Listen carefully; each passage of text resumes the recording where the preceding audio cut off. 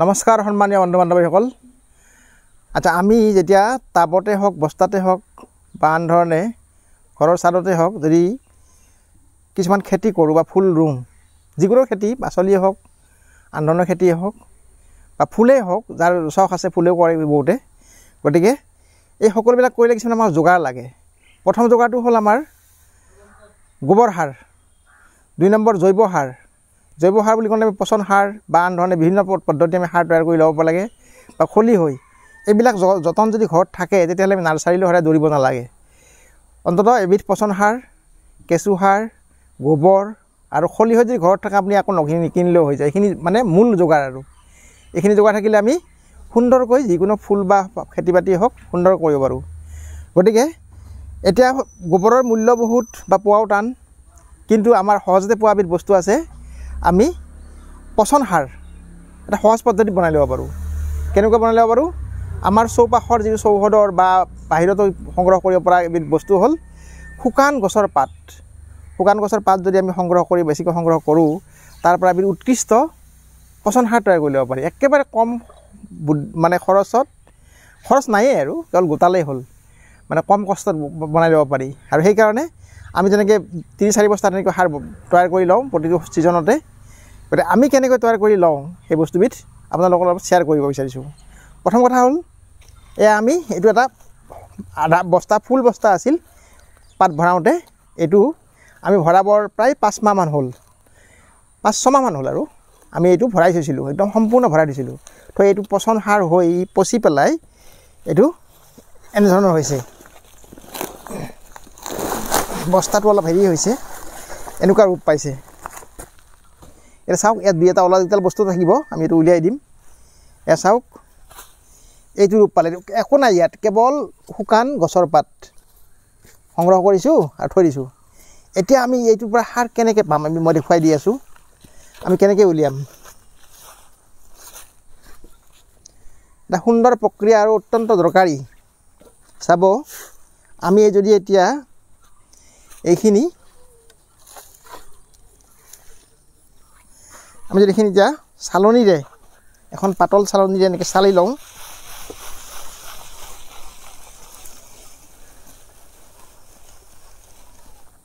এইখিনি আকৌ কামত আহিব।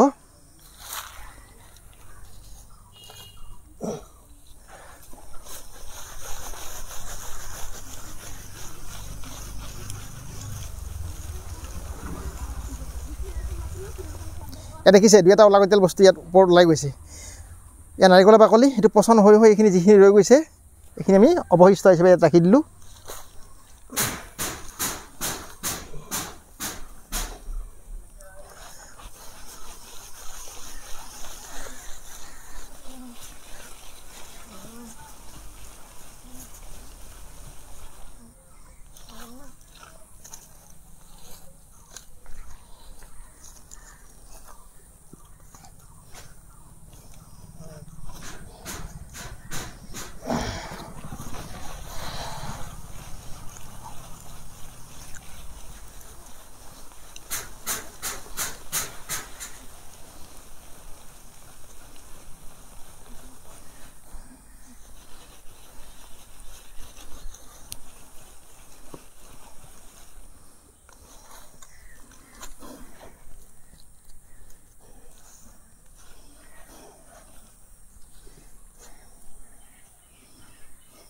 ইয়াৰ পৰা অলাগতিয়াল বস্তুটো ওলাই গ'ল।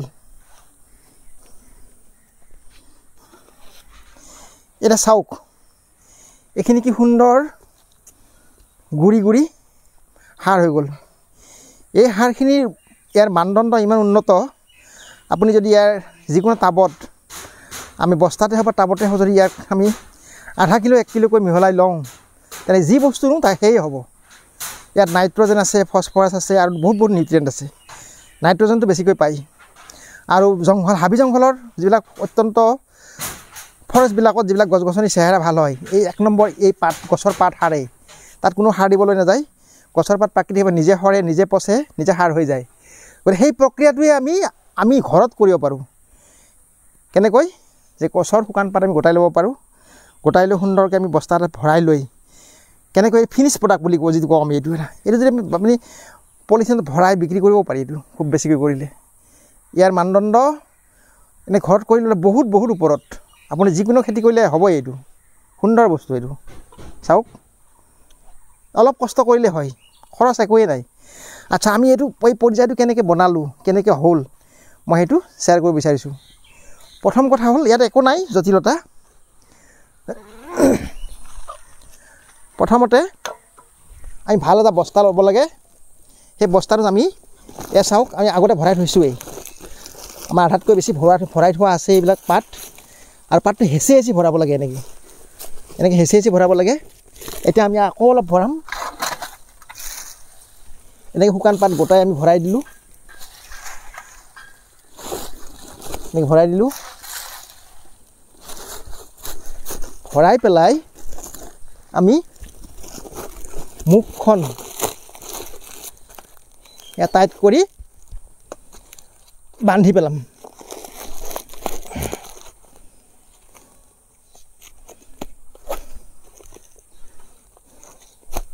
এয়া হৈ গ'ল, এইটো ভৰ্তি হৈ গ'ল। আচ্ছা, ইয়াৰ কাম আছে কি? বেলেগ একো কাম নাই। মই ছাঁত থৈ দিলোঁ হ'ল, অলপমান অত্যন্ত ৰ'দত থ'ব নালাগে। ছাঁ যাতে ঠাইত থৈ থ'লে হ'ল। আৰু মাজে মাজে খুলি পেলাই এই গাঁঠিটো খুলি আমি ইয়াত সপ্তাহ দিন, 10 দিন, 15 দিন বা কেতিয়া মাহত এবাৰ খুলি পেলাই ইয়াত পানী এমক দুমক ঢালি দিলে হ'ল। 1 লিটাৰ, আধা লিটাৰ পানী ঢালি দিলে ই পচন প্ৰক্ৰিয়াৰে সুন্দৰ একদম পচি যাব। যাৰ তাৰপিছত আমি 3-4 মাহ বা 5 মাহ পিছত আমি এনেকুৱাকৈ এই ফিনিছ প্ৰডাক্টটো পাম। দেখিলেনে কিমান সহজ পদ্ধতি? একোৱেই নাই। পাতখিনি গোটাব লাগে। এনেকৈ গোটাই আনি বস্তাটো ভৰাব লাগে। ভৰাই মাজে মাজে খুলি পেলাই পানী দিব লাগে আৰু এঠাইত থৈ দিব লাগে। এনেকৈ 4-5 বেগ যদি বস্তা পিনে বনাই ল'ব পাৰে, আপুনি বহুত বহুত সাৰ গোটাই থোৱা হ'ল। আৰু ইয়াতকৈ সহজ পদ্ধতি কোনো সাৰে বনাব নোৱাৰি। আৰু এইটো সাৰৰ মানদণ্ড বা গুণগত দিশ বহুত বেছি। আমি এনেকৈ প্ৰয়োগ কৰোঁ। আমি বহুত বনাওঁ এনেকৈ। আৰু বন্ধু বান্ধৱীসকলে যে বনাব পাৰে, সেই উদ্দেশ্যেই আমি কৰা পদ্ধতিটো আমি আজি শ্বেয়াৰ কৰি আপোনালোকৰ আগত দাঙি ধৰিলোঁ। গতিকে এনেদৰে আপোনালোকৰ সাৰ বনাই উৎকৃষ্ট সাৰ বনাই খেতি বাতিত লাগক। ফুলেই ৰোৱক বা কিবাই ৰোৱক, তেতিয়াহ'লে লহপহীয়াকৈ বাঢ়ি আহিব আৰু সুন্দৰ ফচল হয়। এইবিলাক সাৰ দিলে ফচলৰ মাত্ৰাটো বাঢ়ে, উৎপাদনটো বাঢ়ে। গতিকে এইবিলাক হ'ল চাবিকাঠি, কৌশল। নাৰ্চাৰীবিলাকত যে গছবিলাক, ফুলবিলাক চেহেৰা লাগে কিয় ইমান? কিছুমান সাৰৰ পদ্ধতি আছে। সেই পদ্ধতিবিলাক পাব লাগিব। আৰু পদ্ধতিবিলাক প্ৰয়োগ কৰিলেহে আমি তাৰ পৰা গুণগত দিশটো পাম। অৰ্থাৎ আমি বস্তু এটা ৰুই থ'লেই নহ'ব।